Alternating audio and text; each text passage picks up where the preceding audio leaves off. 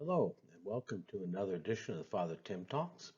Today, what I want to explore with you a little bit is a vision of the church from the recent popes, from Pope John Paul II, Francis, and Benedict XVI.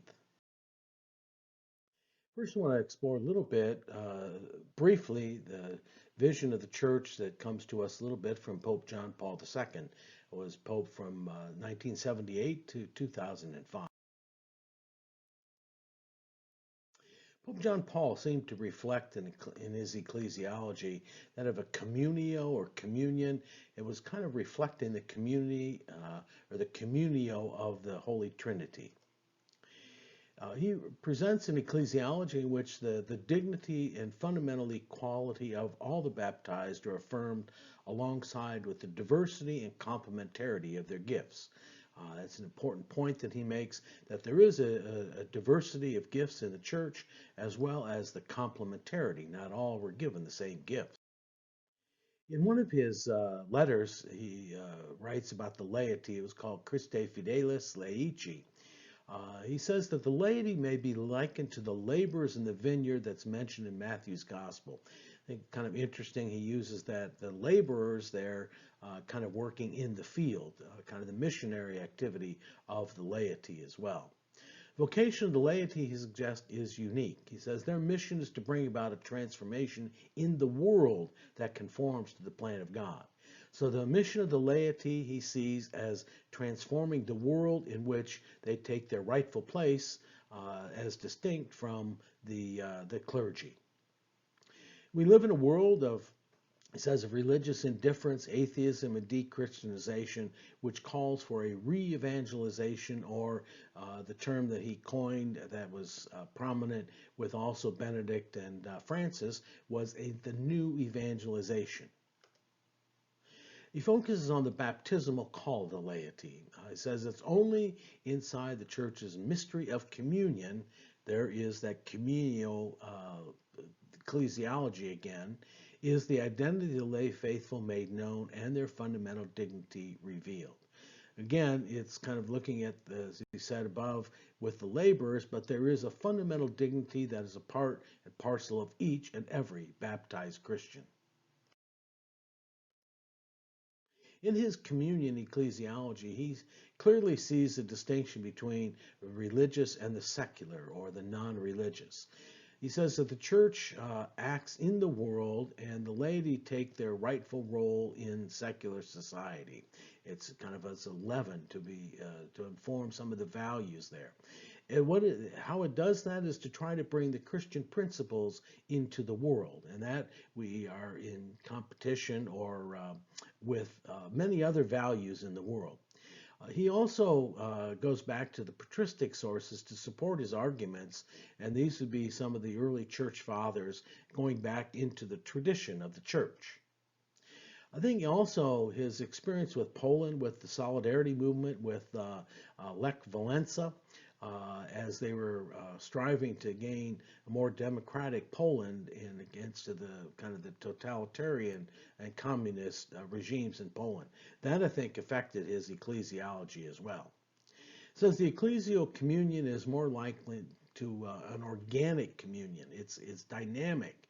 It's analogous to that of a living, functioning body. So it's not just static, standing for one thing. He says, again, it goes back to that idea of the diversity and complementarity of the various vocations, states of life, of ministry, charisms, and responsibility. So it's not just a unique thing for clergy, because as we know, there's differences in clergy, in their attitudes, and the way that they bring about the gospel message, as well as various those in various states of life, of various ministries, of the gifts and responsibilities that have been given to them. Fidelity and authority. He's big on authority. He talks about the authority of Christ, which comes from God, has been given to Christ and his messengers in the outpouring of the Holy Spirit. Secondly, he says authority is ordered by love, and to love in koinonia. It's the Greek word for the communion that was present in the early church, that community that they gained by participation in something, which was the Lord's Supper. He says that we have to keep the church in communion with her apostolic origins, again, going back to the traditions of the church at her foundation. But the church is a pilgrim church. It's not set in stone. We have to respond in various ways to the realities that we find ourselves on the way to the eschaton or the end times. Now, in this pilgrimage, she needs to remember her apostolic origins if she's to arrive at this goal. Again, so he points out that necessity of remaining true to our origins, despite the different ways in which the church finds herself in various ways in our world today and throughout history. The role of authority then is to assure what is presented as a manifestation of the Spirit conforms to the teaching of the apostles, which is essential, he says, to that koinonia, that community that we have as a unique community of the church. Again, looking back to the early days and the apostolic origins of the church that was taken up and founded by the apostles. Secondly, moving on to Pope Benedict XVI. He was Pope from 2005 to 2013. Pope Benedict is a little bit more of an intellectual, or he showed his intellectual heritage probably a bit more than John Paul II.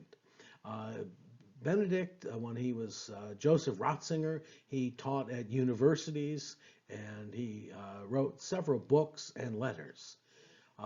It's interesting the name that he chose, Benedict.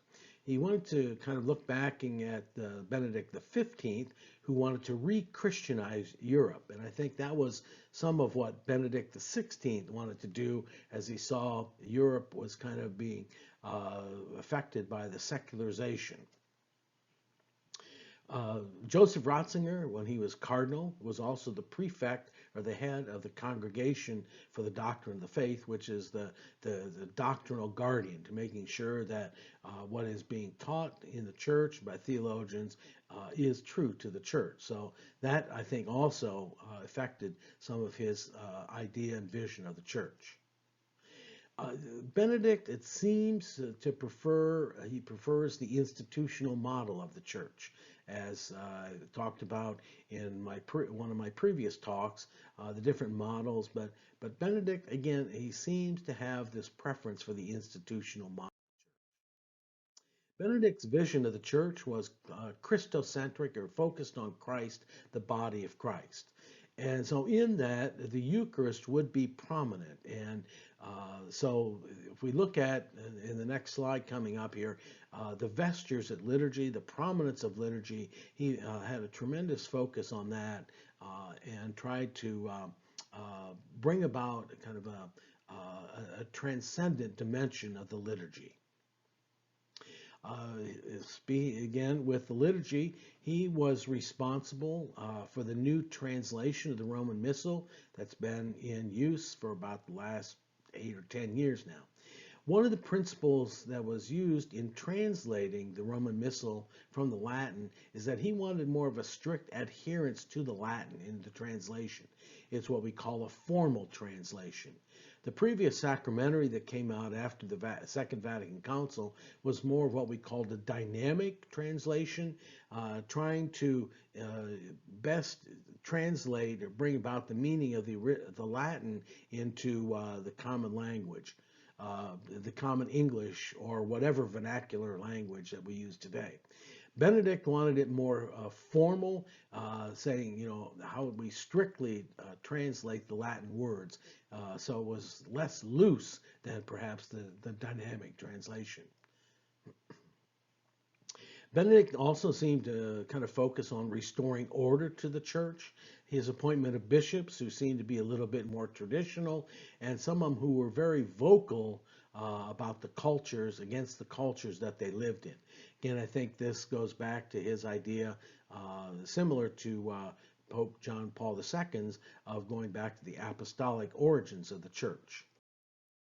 We see here in a couple of different pictures here the vestments that Benedict wore, and you can see they're very ornate and particularly the one at the top right there, where he has the tiara that was worn by popes.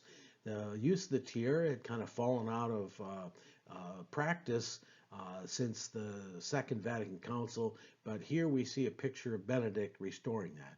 Again, we see here it's just the emphasis there and the more kind of ornate, kind of transcendent nature of the liturgy. Now moving on to Pope Francis, who was in the context, I think it's helpful to understand is that Francis was archbishop in Latin America and Argentina. So he has firsthand experience of living with people in poverty and also the basic Christian communities that were present in Latin America. The faith communities, says due to the shortage of clergy, a lot of times people would gather in these small communities and share faith. These are both, I think, instrumental in the way that Francis sees the church today. He also was a Jesuit priest, and he was a leader for his congregation of the Jesuits. So he would have experienced his formation in priestly ministry in community, which is different than Francis and John Paul II. We notice here the difference in the vestments that Pope Francis wears. More simple. There you don't see the ornate brocade stitching in the vestments, and his mitre is rather simple. Kind of a difference that we see between he and Pope Benedict. There's a couple of themes that I think characterize Pope Francis's vision of the church. One of them is he sees the church more as the people of God, which seems to be a little bit more expansive than the body of Christ.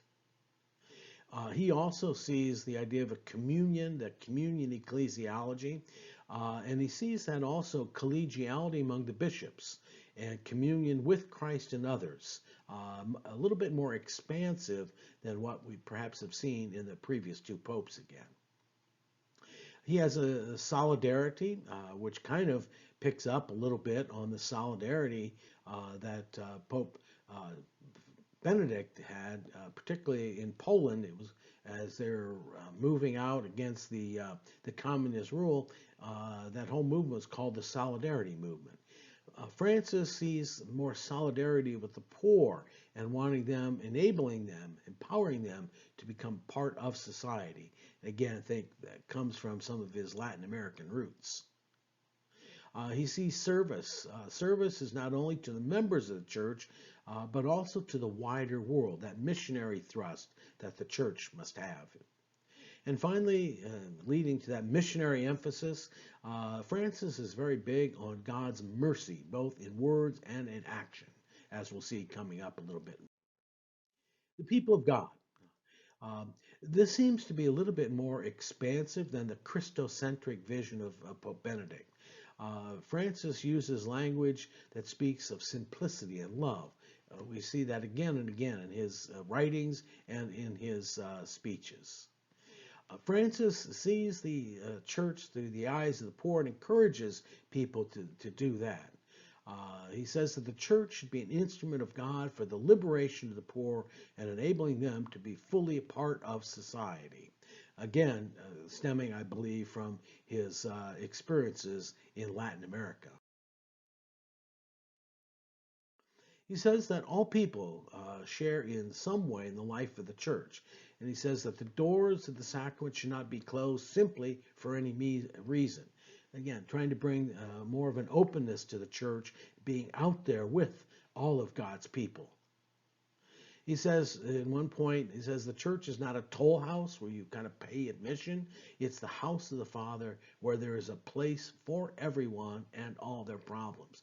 Again, kind of a more expansive notion of what the church should be about in today's world. He says the church leaders are to attend to a grace wisdom of the whole people of God.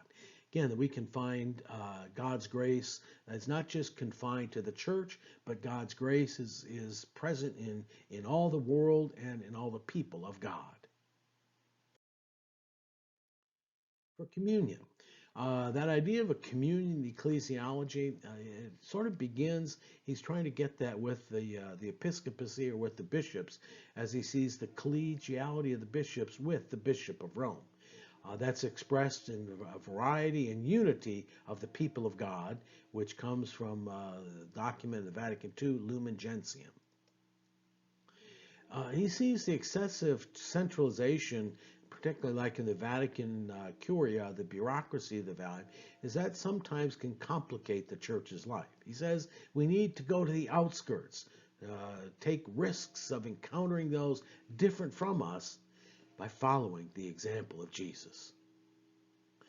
The bishops' meetings and in the synod that he had, a couple of them, are very different format for allow for real consultation. This was kind of a real switch for the bishops, where they usually had prepared schema or written documents that they would kind of then react to. But Francis wanted a real dialogue in there, and that kind of took the bishops a little bit of getting used to. He took the collegiality very seriously. In his synod on marriage and the family in 2014-15, he also had lay people being a part of that, these consultations in the synod. It wasn't just the bishops or theological experts, it was from the laity as well, which was real kind of an openness, I think, on his part.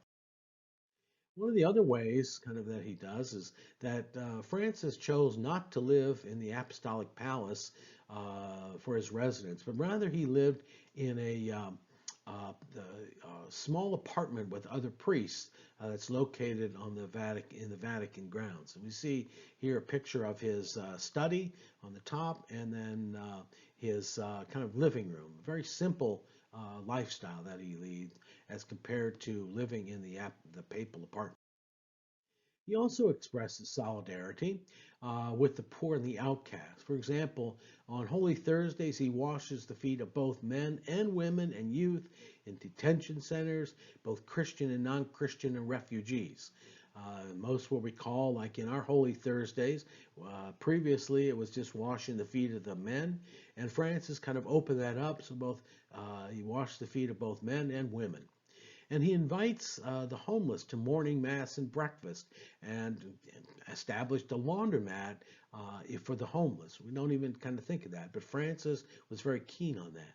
Francis will often eat lunch with Vatican workers in the cafeteria, as you see on the picture here on the right. This idea of solidarity is not just among people that are common or in a particular place, but he calls for a global solidarity. That solidarity must be expressed in concrete actions. It's not just, in our words, but we have to act on that solidarity, showing that we are people coming together. Encouraging the clergy to go out and be with their people. He says that the clergy should have the smell of the sheep, being out there with them as a shepherd is. And the church, another image he used, is that it should be like a field hospital, offering healing where the wounded are found no matter where they are. So it's not that they necessarily come to the church, we expect them to come to church, but that the ministers go out to the people where they are. Solidarity with suffering and marginalized is not a sideline activity of our Vincent de Paul Societies or Catholic Relief Organization. It should be a part of all the church. It says, for every Christian and community is called to be an instrument of God for liberation and promotion of the poor, and enabling them to be fully a part of society. And that comes from his encyclical Evangelii Gaudium. He calls for conversion of hearts and the economy to affect a global solidarity. Again, our world is becoming smaller, and Francis recognizes that. He says we must never forget that the planet belongs to all humankind and is meant for all humankind, that we all must live with dignity. Service lies at the heart of what the church should be about. Humble service to the church and the wider world as we follow the example of Jesus in reaching out to all those in need. He uses a metaphor of an illness going back to kind of the field hospital, and he did this in a speech in 2014 to the Roman Curia. He says that ministry is not self-serving and that leadership should accompany and walk with others alongside of them, walking with people, sometimes in front, behind, and sometimes in the middle. And this caused quite a stir among those listening to Francis' words because the Curia had kind of gotten their own kind of ministry to themselves, and they kind of looking at their positions of power. But Francis really challenged them, even if they were not in direct ministry to people, but it's not self-serving, but it's to help the church serve others. The church should be a sign and an instrument of God's mercy. His mercy of God is a big theme among Pope Francis. He also has a very missionary emphasis. Again, looking back at my previous talk on the church, says the church is missionary by its very nature. Uses the image of a centrifuge where that kind of thing comes from the center and goes out. And that's what he sees that the church should be about. This is central to the new evangelization as spoken of by his two predecessors. And he and they also spoke of a missionary discipleship. It shouldn't be a condemnation of the world or culture, but a peaceful, multifaceted culture of encounter. Again, from Evangelii Gaudium. We can see, the presence of God is not absent from the world or culture, but we have to kind of see different ways in which and recognize that in our world. He says we need a church that knows how to welcome everyone. It's a listening church. This can be kind of messy because it's a commitment to honest dialogue. It's not just a monologue coming from the top on down. He says thinking with the church is much more than the scrupulous obedience to every ecclesiastical decree. It means thinking with the whole church and not just the ones who count. It's not the place of the Pope to take the place of local bishops in their discernment of every issue in their territory. Again, he's looking at trying to have the bishops' rightful role in their territory in communion with the Bishop of Rome. Unity of teaching is necessary for the church, but it doesn't preclude various ways of interpreting some aspect of that teaching or consequences from it. In different areas of the world, there may be adaptations and interpretations that are necessary for that particular culture or part of the world. He says we should have a church of the heart because faith enters through the heart. So often theology can get so much on the intellectual dimension, but he's looking at more of the missionary role is not necessarily to win arguments, but to offer something beautiful, that is the faith of Christ. The church doesn't obsess whether Jesus is one with being or consubstantial. Rather, he says that the church should present Jesus as the compassion or mercy of God. A couple of insights from his encyclical Amoris Laetitia. He picks up on some of the ideas from the Vatican II document, Gaudium et Spes, where he says that the church and society should be in dialogue. His idea of the church, or the ecclesiology of the parable of the shepherd of the 100 and not just the 99. He goes out to seek that lost one. It says, in the early Christian community and the Council of Jerusalem, they chose the path of inclusion of the Gentile believers in Jesus. They became a part. It wasn't just a reform of Judaism. In his synod speech in October 2014, he says the gospel continues to be a source of eternal newness against those who would indoctrinate it in dead stones to be hurled at others. It's a newness. It goes out to people rather than holding on to these kind of lifeless dead stones to be hurled at one another, as he says. Theologian Massimo Fagioli is a professor at Villanova University, noted a little weakness, which I think is kind of interesting in his encyclical Amoris Laetitia. Fagioli suggests a weakness in the perception of the church, as he says that some sections of this encyclical seem to be inadequate for discourse on marriage and family, in that Francis calls the church a family of families. So one of the things that Fagioli recognizes is what's the role then of the single non-married Catholics, the young adults who are not yet married.